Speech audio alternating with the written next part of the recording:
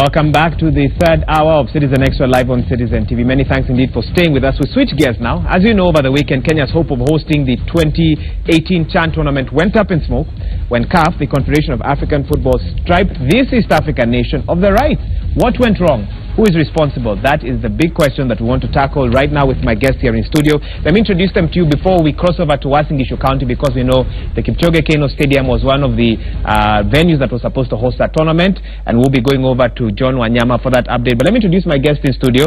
We are joined by Fred Muteti, Chairperson, Sports Kenya. Welcome to the broadcast. Thank you. We have at the far right Isaac Swila, Sports Editor, Royal Media Services. Welcome to the program as well. Thank you. And right here next to me, Robert Asembo, former FKF Vice President and member of the CAF Appeals Board as well. Welcome to the program as well. Thank you, Maura. I want to find out from each of you, and I want to start with you, Mr. Muteti. Why did we lose this tournament? That is the question that Kenyans really want to know. Yes, I know that is the question, even myself. And everyone wants to understand why we lost this. As far as Sports Kenya is concerned, we have been up and down trying to build the 4 stadiums and the warm-up pitch in Machakos. And if you remember, we were able to host an international event, AWF Under 18 at Kasarani. And Kenyans came out celebrating that we did a good job. And that stadium was declared by IWF. In fact, Sebastian Coe said that we have done a good job and the stadium is of international standards. Now, I don't know what has changed. One international event declares Kasarani an international standard stadium that was hosting athletics. And you know, athletics has more events. It's not like football, which is just one event. So for you, you wonder how IAAF allowed Kasarani and approved it, but CAF seemed to have had a problem. Not come and say if one of CAF's reasons, and of course we are waiting for the team that's coming back and is a press conference, if one of their reasons was stadium infrastructure, yes, then can we hold you responsible for the loss of this tournament? Can we hold your body responsible? If it's about the infrastructure, Sports Kenya is the body by law in Kenya that is supposed to do the sports infrastructure. We had finished Kasarani. We were now doing Nyayo works are ongoing. The contractor is on site. They are on 24-hour. Kinoru, you saw it. We have done a lot, and we were finished in a month's time. So we were not late. Kino. We were not late, Mr. Muteti. We were not late because the contractors. Are you sure? I'm sure the contractors are on site. If you ask someone now, the contractors are on site. We were not late. Okay, hang on. Isaac, Robert, I'll come to you shortly. Let's cross over to Uasin Gishu County. John Wanyama is on standby. I think he's with a former retired athlete, Moses Tanui. That venue, the Kanu Stadium there, was supposed to be one of the host stadiums, or one of the stadiums that would be used during the 2018 championship. Of course, now many questions about what will happen there. John, take it away.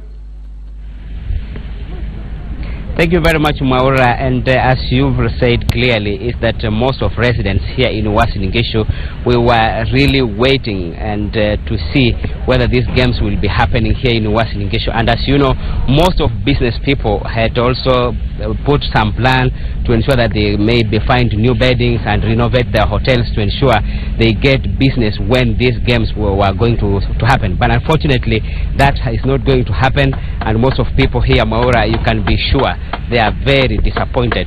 Let me talk to a sportsman here, former 2 times Boston Marathon, Moses Tanui. Tell us, Moses, what is this? What does this mean to you as a sportsman? And now that these games are not going to happen here, it is really I have really disappointed for what happened, that we missed the games. But I want people who want to bid for these games to take responsibilities, because you cannot have these games when you are not prepared. First, I want to thank our government for what they are doing with our stadiums. In fact, I'm happy to be live to see the stadium that I was running many years back is now becoming one of the international stadiums. I congratulate the government, and I am telling the government that they should work hard so that in future we don't have such incidences that we bid for games and then we cannot meet the threshold of international. And one thing that I should say is that please let Kenyan get prepared on what they think they must do, because bidding for a huge games like this, it is, and then it is change. It is really a disappointing moment, especially the Wasingishu resident or Western Kenyan resident, because we thought, I'm not a footballer, but I wanted really to see these football games coming in Kenya, particularly at Kanu Stadium. And business-wise, many people were ready, although we have very few hotels, and I think they had even put their money to change some few things so that they can get visitors from outside, because football is a loving sport in this country. You remember even they normally see European football, so this was an opportunity for us Kenyans to watch, but unfortunately the people who bidded miscarried the games, because you can bid when you are at 50%, so that when they come you remain with 50%. But now we are still, even I could see we are 20% ready, so it was not possible to meet that deadline. Thank you very much, Maure. Let us also talk to former FKF chairman, Mr. John Kitari. You love football. What does this mean to you? This is very, very disappointing for the whole country, and especially people from North Rift. This is something we were waiting eagerly, knowing at least sports tourism was going to have an edge. However, what has happened, I think, looking at it, since this is not the first time. Back in 1996, I think we lost the major tournament. This was the African Cup of Nations, and simply it went to South Africa. And looking at CHAN, though maybe we are looking at it from a local point of view, where we shall the local players were to come, it still could have opened. Now, maybe looking at who is to blame. Well, at this time, this is not the right time. Maybe we need to start looking at it. However, maybe we need now, from now, start looking at maybe our mistakes. I want to compare soccer and maybe what was concluded a few months ago. This was, I think, under 18 World Youth Championship. This athletics. You find maybe the whole team was really oiled. From what we were seeing, there was a lot of movement. The press was really involved, and this is where maybe you can look at maybe FKF and the people who are involved. Fourth Estate has not been involved in any way, and in one way or the other, when people are being seen on TV, it gives people morale as far as we are concerned. And looking at it also, I think the biggest blame could also come from the body. This is the sports, I think, organization. A situation where maybe my precedent, the person who was just before me, Moses, who was just asked, when you are bidding, you could not have bidded maybe when actually you were just 0%. A situation after almost 1 year, 2 years, 20% has just been done. It is very, very embarrassing. And maybe we need to look at it now from a South African point of view.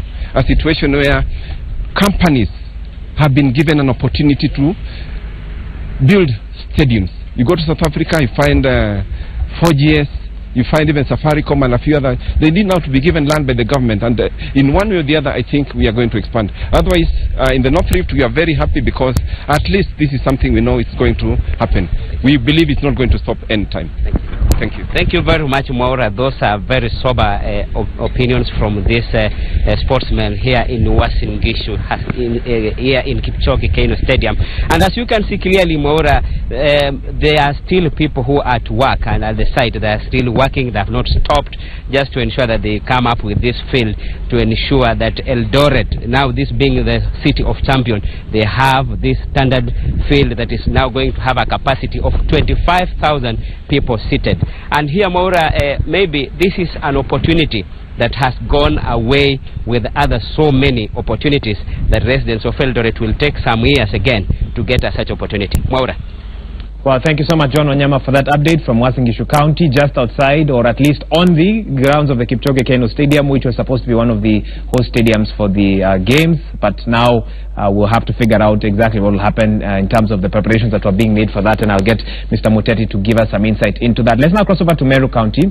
Josiah Mugo now has an update. He should be outside the Kanu Stadium and telling us in terms of how much progress had been made on that particular stadium, what needed to be done, and of course, what do Meru residents feel about the fact that the tournament will not be coming to Meru County. Josiah, good morning. Can you give us an update?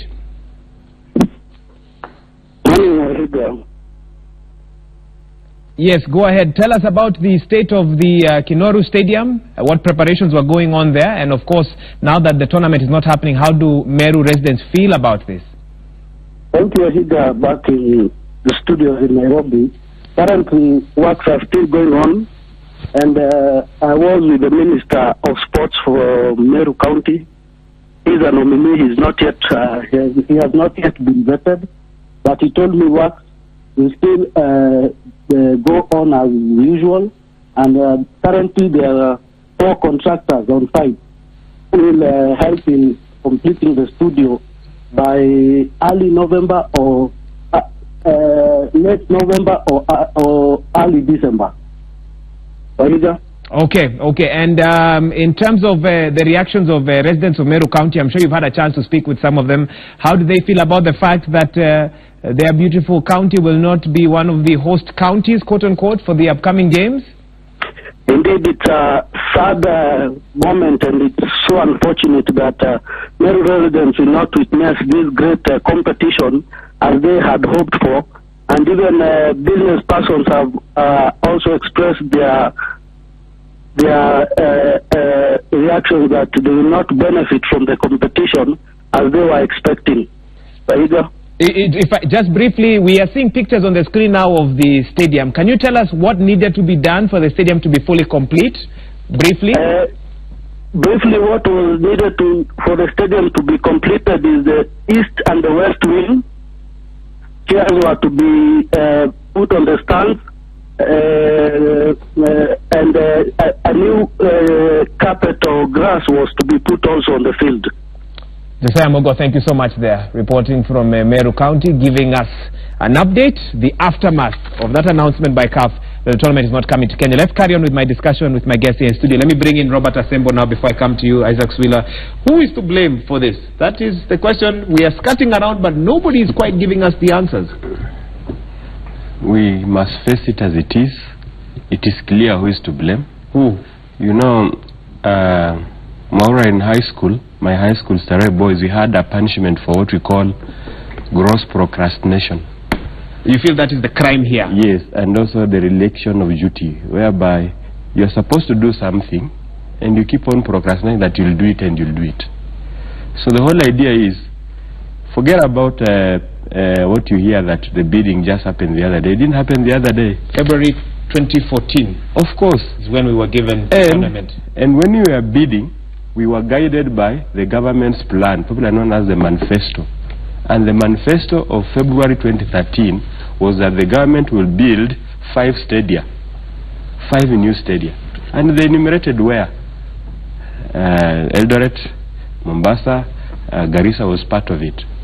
So that's what guided us when we went before CAF and asked for the hosting rights. Then you were part of the team that went to CAF? I was there. Yes, I was just there. For the benefit we began from Marrakesh in Morocco in the conference. We went all the way to Cape Town when they were hosting the Chan tournament there, 2014, at the finals.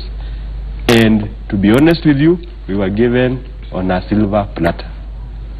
So 4 years down the line, we cannot be seeing these bad images of roaring machines, contractors in helmets, and then we say that people did not fail in their duty.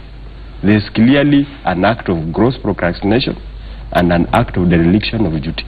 And you can see the comments we are having, that the business people are disappointed, the residents, citizens are disappointed, and not just for the first time, as Gitari captured it. This is now a bad history repeating itself. But you still haven't told us, are you talking about the government? Are you talking about Sports Kenya? Are you talking about county government? Clearly, we can apportion duty and blame squarely. Because on who? The federation, for example, on FKF, who? On FKF. I'm enumerating. FKF does not build infrastructure. You cannot blame FKF for those pictures you are seeing of stadium machines roaring. That's when you blame the government squarely. Let me stop you there. Isaac, come in. Maura, it is shocking as much as it is disheartening that Kenya lost the chance to host the Continental Championship. But allow me to say, for me, from the word go, even 2012 or 2013, I knew that our ambitious dreams would come to naught. How did you know this? For ages, our Kenyan government has never really been keen on sports development infrastructure. Call a spade, since independence. You need to ask yourself, maybe the 60,000-seater Kasarani Stadium, how old is it? Around 30 years old? 30 years. Before I was born. 87. Right? Yes. Now, since then up to now, is there any tangible change that we've seen at Kasarani that we can stand and say that this is an international stadium? Yes. My friend Mr. Muteti says that it hosted the IAAF Junior competition. That's a 4-day event, Maura, and with all due respect, you cannot compare staging a 4-day event, which requires one stadium, to hosting a continental showpiece, which takes around 3 weeks, involving more than 16 teams. You cannot compare the two. And 4 venues. Those two, you can't compare them with the same scale. So, to go to my point is that the government failed miserably, or spectacularly if you so wish, in this, and they need to take responsibility. The Sports Cabinet Secretary, Dr. Hassan Wario, in my considered view, has been the biggest disappointment we've had in sport since he was appointed in 2013. If he was a man of integrity, if he was a man worth his salt, by right now he should have tendered his resignation. Okay. I think if I can come in, first I'll start with what my friend has said. The journey of securing this hosting offer by Chan was a long one, and I was appointed, I think, the week we were going to sign for the offer, and I managed to travel with him. And in the boardroom talks, because he was there, we had a meeting with the president of CAF that time, the Hayatu, and the Hayatu was passionate about Kenya, and he was saying, Kenya, we have a good stadium in Nyayo and Kasarani, if we can add 2 or more. Now, when we visited Kigali, I can tell you that they were finishing the constructions. They had done the construction. CAF, because CAF were supplying the soft services and the grass. They had said that if we level the grounds by end of this month, they'll do the grass in November and December. This is what CAF told you? Yes. Okay. And he knows that. Because when was that? During their last inspection? During their last inspection. Which was what? A week ago? A week ago. Okay. But squarely, their debate was, now that Kenya has a political turmoil because of the presidential nullification of elections by the Supreme Court, suppose there's chaos. And in fact, that was the basis of the argument. Did you defend the country? Did you tell them that there's not been any chaos? No. I get back to the point he said. Okay. In terms of preparation, we were on time. Constructions of stadiums begin like that. But with 3 months. No, listen. What they are showing you is not the pitch. This is the parking which is outside at Kipchoge Keino. But the pitch is on. If they can show you the camera, the pitch is on. Our Meru correspondent told us that the turf has not yet been laid. Yes, the turf has not yet been laid. Okay. And we will finish by the first week of December. And CAF had said, if we are through by mid-December, doing the infrastructure, and the infrastructure they were insisting on is the changing room, then they were to do the grass. And at Kipchoge Keino, we have a contractor who is doing only the changing rooms. At Nyayo, if you pass there, we have brought down a whole section to do new pavilion and changing the rooms. Now, when my friend says that the person to be blamed is government has committed money. Contractors are on site. The issue we are seeing is politics of CAF caused us lose seats. They have their own politics. Then, politics in the country. Could the government have committed more money earlier? Even if we committed as a more sign money of earlier. seriousness to hosting this event? You know, let me say something more. There's this misconception that we are building this stadia just for CHAN. This infrastructure of stadia is important before, during, and even after CHAN. I think that's what the government needs to understand.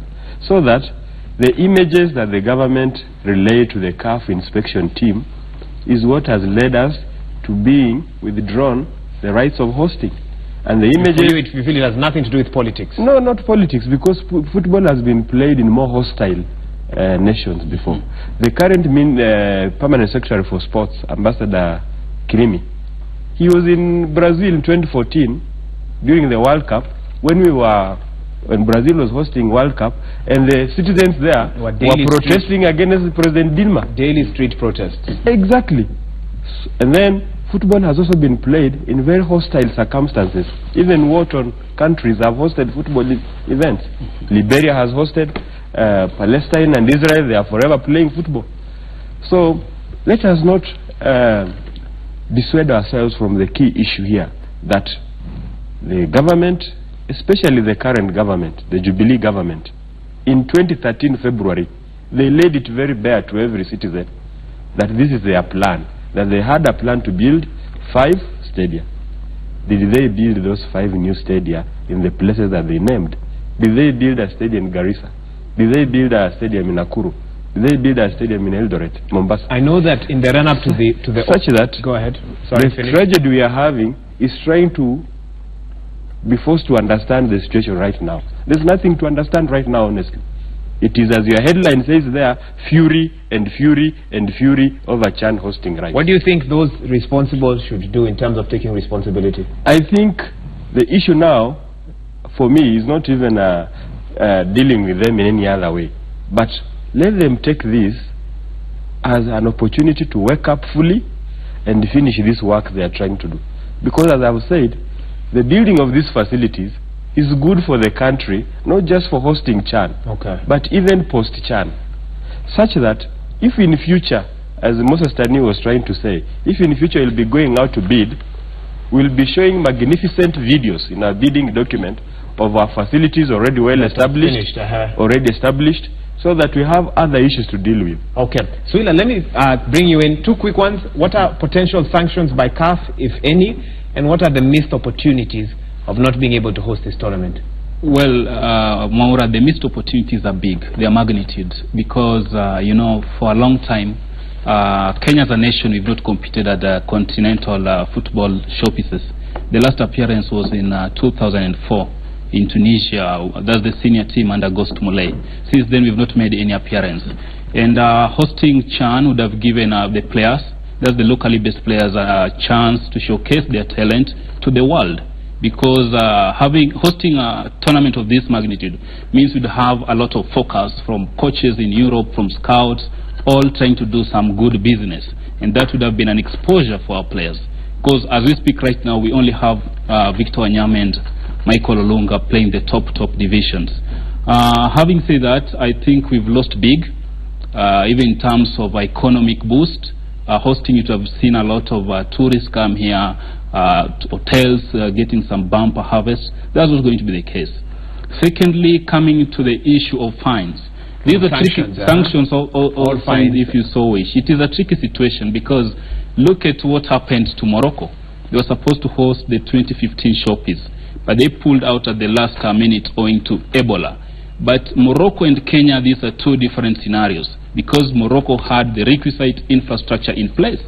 But Kenya, we don't have that. Well, the government has tried to maybe play around with the minds of Kenya that we are keen on this.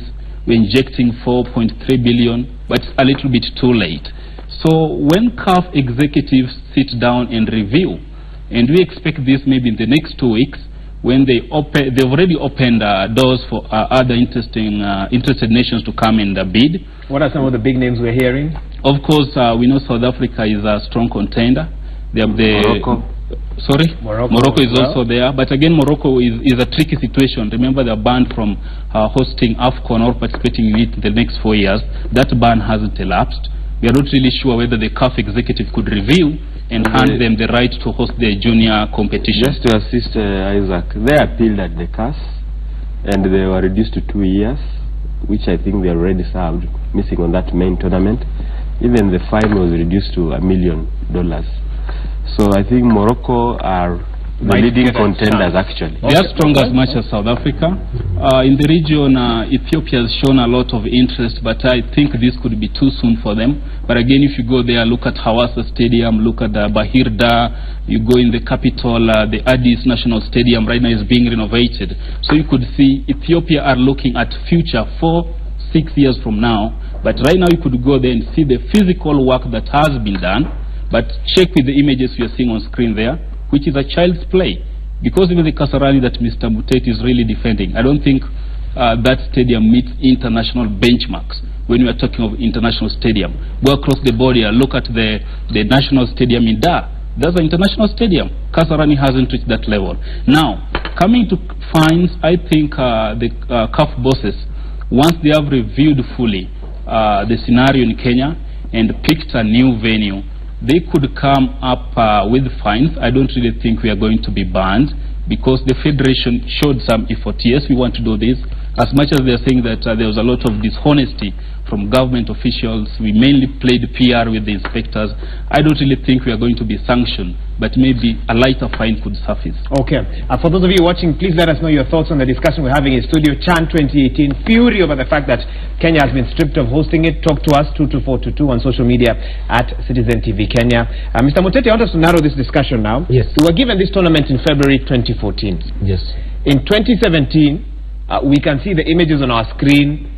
And many are asking, why did this not happen earlier? I know you said that you took office a bit later, there were certain things that happened, but for some those are excuses that you should just take responsibility and say, as Sports Kenya, we were either slow or we did not have the money, which is now a government issue. I mean, honestly, what went wrong? I think what went wrong, if I can say, on part of Sports Kenya, number one, the issue of hosting the IWF event took a lot of our time to ensure that it was a success.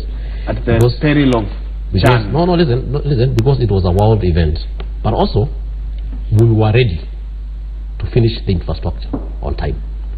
So the issue of delays are not there. We were ready to finish on time. Now, the other issues, the other issues of the lobbying and the protocols of the event, because he knows, for us even to get that event, we need lobbying. I think somewhere the lobbying did not go well, and he can tell you that. I think you're passing the buck. Hold on, let him finish. We finished with the lobbying. Let him finish. So just 30 seconds. We finished with the lobbying a long time. Hold on, Mr. Sembo. In terms of Sports Kenya and the government, because the role of government was to give money, and we were also to procure contractors. Okay. Then the event was the role of FKF. And he knows the event is FKF. Okay, I'll give him a chance to respond to that. Was purely the infrastructure. Now, he said a very good point, that this infrastructure we are building is not just for Chan. We are building it for other events. So we are going to continue with the construction of Kipchoge Keino. Okay. And also Machakos, Nyayo, Meru, to ensure that in future we are going to host events when we have the facilities. Okay, and finally, I want to find out, are you going to finish those stadiums with the money you have, or are you going to request for the 4.2 billion that was announced last week? No, the 4.2 billion which was announced last week, it was being announced so that now Parliament can pass that money to Treasury, then that money comes to Sports Kenya, and we finish the stadiums. Do you still need that money? We still need that money. Okay. Yes. Despite the fact that the tournament is still not coming here, we are continuing, yes. You're still continuing. Yes. Parting statement by you, by Mr. Sembo and Isaac, because I need to wind up. I think what comes out clearly is that we need to prioritize this sports sector I think that's the message you need to hammer. And I think maybe Kenyans need now to start campaigning seriously on the issue of where do we place sports. I can understand clearly that from Muteti's view and his position in Sports Kenya, it is possible that the treasury frustrated them. It is like these arms of government do not work in tandem. Why do you think he's not saying that right now? He cannot say because he's there. So he doesn't want to lose his job or to portray his government badly. But as a citizen of Kenya, I can speak and say that these are the usual fights you have when we have certain departments of government develop their priority areas, have their plans, but those plans are not integrated, neither are they significantly embraced by the key passer. That's the treasury. Thank you. So that you have now him saying that they need 4.2 billion to be released again. But the whole idea is, we as citizens of this country, we as sports lovers, I think the government is not taking sports seriously. I have to stop. The government is not prioritizing sports in this country. Your voice has been heard. Isaac, 1 minute, please. Yes, I think we've skirted around the issue for long now, but again, hosting CHAN, that was never, initially the bid was to host the African Cup of Nations, the senior competition. I looked at the bid document and will confirm as much. And because we were not ready for that, we were given a lower tier competition. We've not managed to hack it. So we must accept as a nation that we have embarrassed ourselves. Those responsible should take responsibility. They owe Kenyans an apology. Going forward, I expect work to continue across the 4 stadia and probably Machakos. Have as many, 6 or 7, it does no harm. I doubt if that would really continue. Your guess is as good as mine. But lastly, the government need to widen the scope. It's not just about building the stadia. Do we have ample training facilities, government owned and regulated? They are not there. Do we put in place the systems that allow talent to nourish and flourish and grow? It is not there. So it is a wake-up call. For instance, if you ask Nyayo, they levy charges every weekend on these Kenyan Premier League teams to use it. 30,000 to play there for 2 hours. Where do these funds go? They've been collecting it for so many years now. We've never seen a single initiative or project undertaken by the funds raised from this stadium. So these are questions they need to answer in future. Thank you so much. Isaac Swila, sports editor of media, thank you so much. Fred Muteti, chairperson Sports Kenya, thank you for finding time to be here with us. And of course, Robert Asembo, former FKF vice president and member CAF Appeals Board, for raising those crucial issues, attempting to answer them, but of course, still a lot of more questions that we feel will need to be answered. Someone has talked about an apology. I'm not sure if that's what will happen from 12 noon when we expect the Football Kenya Federation together with the Ministry of Sports to hold a joint press briefing at a city hotel. As soon as that function happens, we'll be able to give you updates on that. Let's now cross over to Nandi County, where Daniel Korir is on standby. What he's telling us is that Nandi County is jostling for space on 1,000 hectares to create an industrial park. The industries will do value addition to farm produce, considering that Kapsabet is an agricultural town. To tell us more about this, we now join Daniel Korir. Korir, what can you tell us about this proposal by the county government? Morning, Wahiga Maura at the Communication Center in Nairobi. I am at Kapsabet town, that is the headquarters of Nandi County, commonly known as the source of champions. As well as you said, Nandi County government has plans to construct industrial park, and this is meant to provide production space for small and medium-sized manufacturers. Wahiga, remember that Nandi County is an agricultural county, as well as Kapsabet town is an agricultural town, and that's why the construction of industrial park is meant to help farmers to their value addition. Remember that farmers here engage in dairy farming, tea farming, sugarcane, coffee and fruit farming, and many others. So, Wahiga, I'm telling you that the farmers will get maximum profit from their farm produce, and to achieve the construction of the industrial park, the county government has embarked on a mission to look for a space of about 1,000 acres to establish this industrial park. And again, another information I can tell you about this developing story is that the county is looking forward to employ more than 1,000 youth in this project. And once the project is complete, it is expected that about 2,000 people will get to grab job opportunities that will be available at the end of the project. For Higa, again, here the interesting thing is that some of the features at these industrial parks will include exhibition halls and food courts. And again, this industrial park will be built in such a way that it's eco-friendly, Wahiga. Yesterday, during his visit, DP William Ruto pledged to support this initiative to see that this project comes to completion, Wahiga. Well, thank you so much, Daniel Korir, for that update. Very interesting proposal. Of course, we'll continue following it up to see when it will start and, of course, what its eventual impact will be. Reporting there from Nandi County, Kapsabet, to be specific, our correspondent, Daniel Korir. Let's now cross over to Laikipia County, where Martin Munene is on standby. He told us earlier on that the county will today see the unveiling of the cabinet, the Laikipia County cabinet, however. I believe that has now started. Martin, what can you tell us about that? All right, thank you, Wahiga Maura. And like you said, we're coming to you live from Laikipia County. Where I'm standing, it is at the official governor's residence, where we expect any time from now, the governor, His Excellency Nderito Mureithi, and his deputy, John Moneki, will be unveiling the cabinet.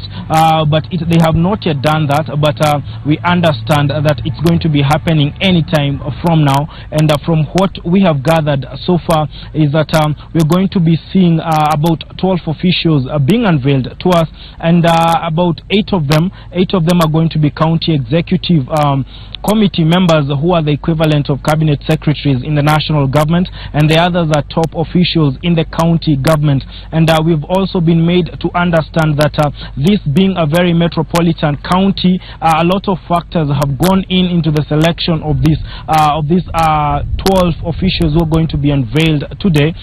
Some data that we've received is that about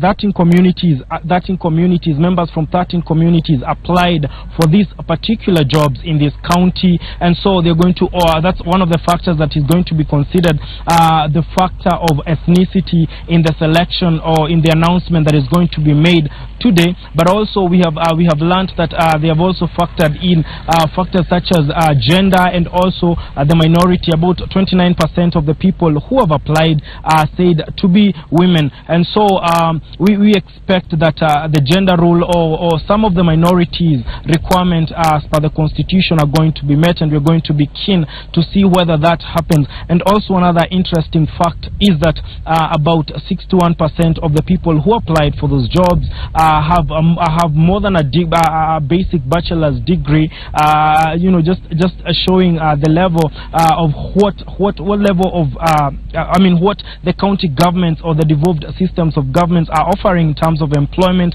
We understand that 19% of those people who had applied are PhD holders, and it's interesting to know that a lot of people are coming back to what we call mashinani in the counties to work and try develop their areas. And so, Wahiga, we will be keeping you up to date with what is happening when they start and the names that are going to be unveiled. So we're just going to make sure that you know what happens here, because we are ready to do that. Martin Munene, thank you so much for that update. Very interesting point you've raised there, the education levels of some of those who applied for those jobs, PhD holders. We certainly hope that those who get those jobs will apply that knowledge in developing their respective counties. From Laikipia County now we cross over to Tharaka Nithi, Chaka area to be more specific, where Jackie Maribe is on standby to paint us a picture, or Chuka rather, to paint us a picture of Jubilee's campaigns today and who is expected to lead those campaigns. Jackie Maribe, good morning. I still believe I can tell you that. Tell us what the Jubilee plan is for the day.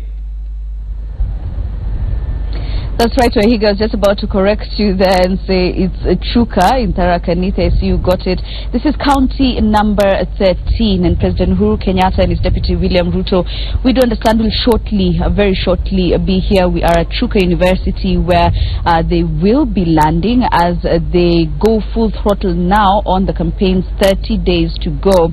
Now, this is a visit that they had planned to do a week ago, but it was put on hold until a few things had been settled settled. The president and his deputy were meeting various delegations.